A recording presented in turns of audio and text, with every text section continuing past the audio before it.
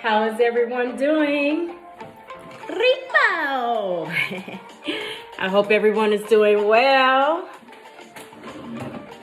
My name is Shauna Hivitz, and I am an author, motivational speaker, podcaster, facilitator, creative entrepreneur, and an early childhood bilingual specialist of over 25 plus years. Yo hablas español y inglés también. Welcome to my reflection series for 2021. The question of the day is, why are you choosing to hold on? Why are you choosing to hold on? So I'm going to answer this question. Turn down the music a little bit. Why are you choosing to hold on?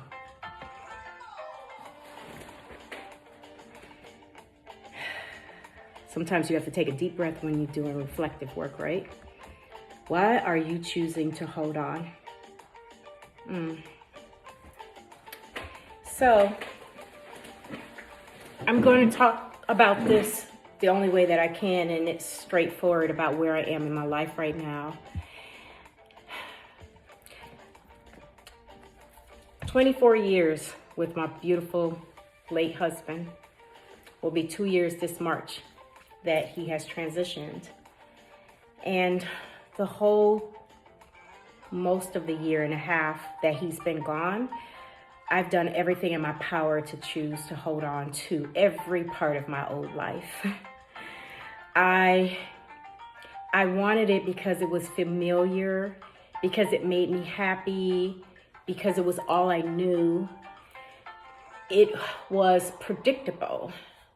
It was comfort.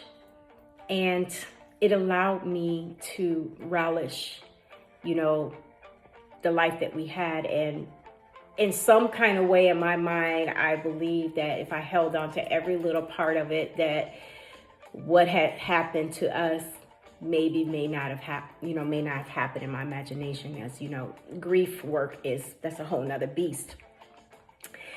But I came to realize that life has a way of pushing you away from things that may hurt you as you're evolving and growing. And I thought that I could live in the same place that we lived at for the last decade, and come to find out that unfortunately I had to move from there because I couldn't even walk my dog. I couldn't walk my dog. I couldn't go to the grocery store. It was painful, mentally, spiritually, and emotionally.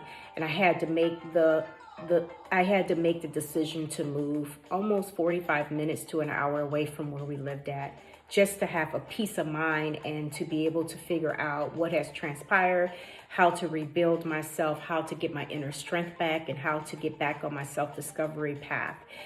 And in order to do some things that we want or we know we need, sometimes we have to let go of parts of life that may not serve us, that might hurt us more than, anything else. There's parts of my life that I hold near and dear to my heart that fills me with joy, makes me so happy, and I'm glad that I have those parts. But sometimes our inner self will let us know when we have to let go of something that no longer serves us. And the question is, why do we choose to hold on to those things? And I think that meditating, journaling, there's so many different ways to answer that question for yourself that may work for yourself.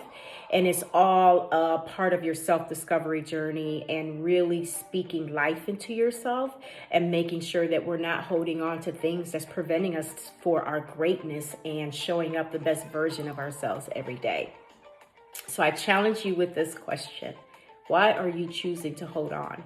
You know what that is. Only you know what that is. Feel free to comment below. If you'd like to DM me privately to answer that question, I'm available there as well. And just, process it and just kind of see what is it that your inner self is speaking to you that's no longer serving you, that you need to make a change, and try to research and find out why are you holding on to it.